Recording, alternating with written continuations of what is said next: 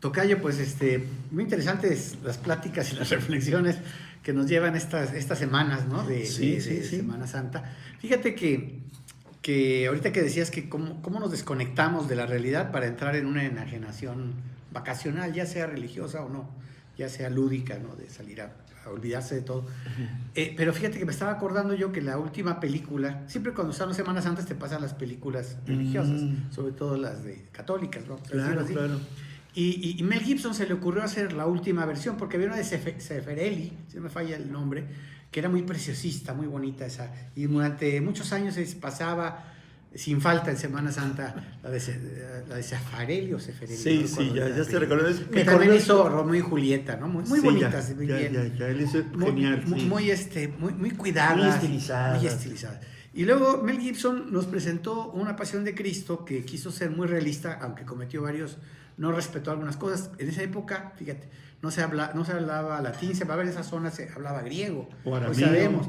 No se usaba casi nadie usaba el pelo largo, casi todo el mundo usaba pelo corto. O sea, hay muchas cosas que nos han, como el Santa Claus, nos han mentido, que San Nicolás. San Nicolás no es como Santa Claus que nos venden.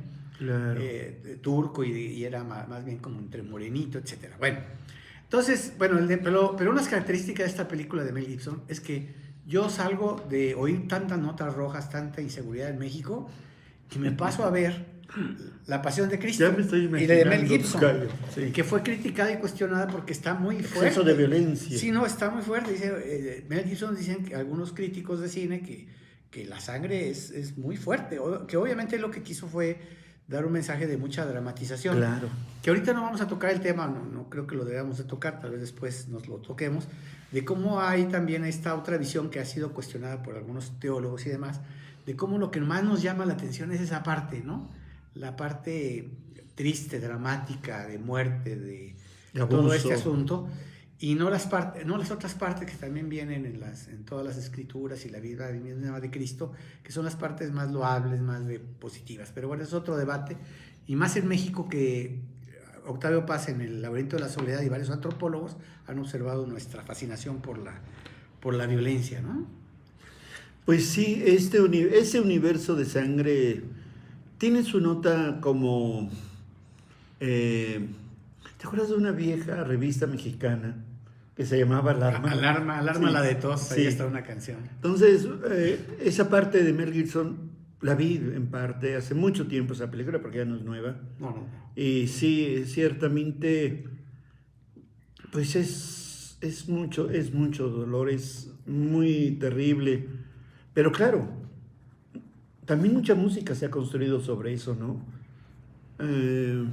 Si uno oye a Vivaldi algunas puestas en escena de su música, habla sobre la dolorosa, sobre la lacrimosa, el dolor y todo esto, implica todo ese episodio. Pero yo creo que a mi gusto el mensaje, si uno quisiera tomar el mensaje realmente espiritual de esta época, pues es el sentido de la hermandad que ofrecía Jesús, ¿no? La posibilidad del amor al prójimo, el amor a sí mismo, la posibilidad de reconciliarnos entre las personas que luego nos disgustamos o que no nos caemos bien, o llevar la idea de que en esta vida tan pasajera también existe la posibilidad de encontrarte más allá de este momento, ¿no? Dice, pues entonces es lo que ofrece un poco, es el boleto que estás pagando, ¿no? Por creer en esto. Yo me adhiero a esta religiosidad porque me sé un ser finito que va a morir y que va a encontrar en el infinito quizás la posibilidad de reencontrarte con tus seres queridos y otros no queridos, quién sabe cómo se vaya a convertir allá. Y dándole a lo que comentas, dándole una barnizada teología de la liberación, de personalismo comunitario, pues exacto. Decir que Cristo representó sobre todo o fundamentalmente a los olvidados, a los desarrapados, sí. a la gente marginada socialmente, ¿no? Así es. De hecho, fíjate, hay una imagen bien interesante cuando a Ramírez Vázquez le preguntaron por qué había hecho la Basílica de Guadalupe, que es el templo más visitado en el mundo. La había hecho con ese diseño que rompe con el diseño de todas las iglesias de las que estamos llenos en México y en toda España y en América Latina, dice es que yo investigué y los primeros cristianos, siempre el culto original de los primeros cristianos, el espíritu original, era el cristiano pobre que hacían su carpa. Por eso tienen Una una forma de de carpa. carpa, sí, claro. Porque eran ellos los pobres, los que no tenían recursos. Y paradójicamente, Jesucristo, que en algún pasaje cuestiona y critica a los mercaderes, que además les interesa el dinero, no les interesa la vida humana, etcétera, la dignidad y demás.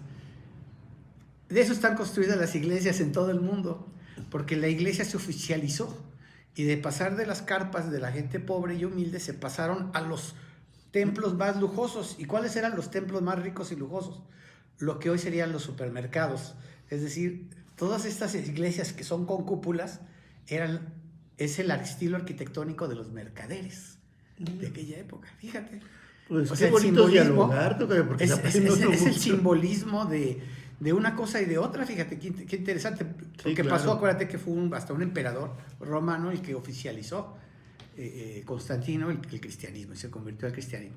Y fíjate que hay una cosa que a mí, no sé si se recordarán algunas personas que ya tienen algo de edad y que tiene que ver algo ahorita que hablábamos de la violencia y con la religiosidad.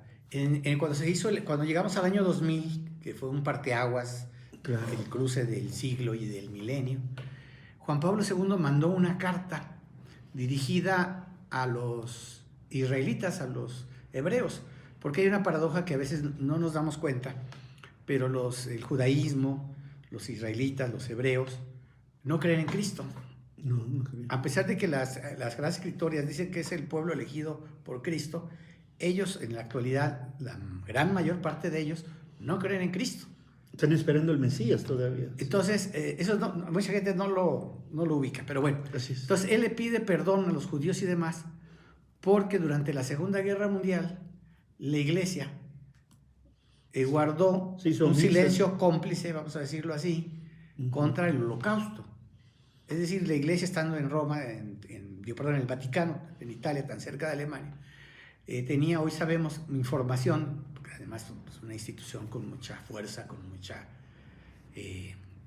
potencia, y además había muchos católicos en Alemania, y entonces ellos recibieron información de lo que estaba ocurriendo en los campos de concentración, y olímpicamente guardaron silencio. Hay una película que retrata este hecho tan grave, que se llama Amén, hecha por Costa Gavras, un director de cine griego que ha hecho películas muy realistas.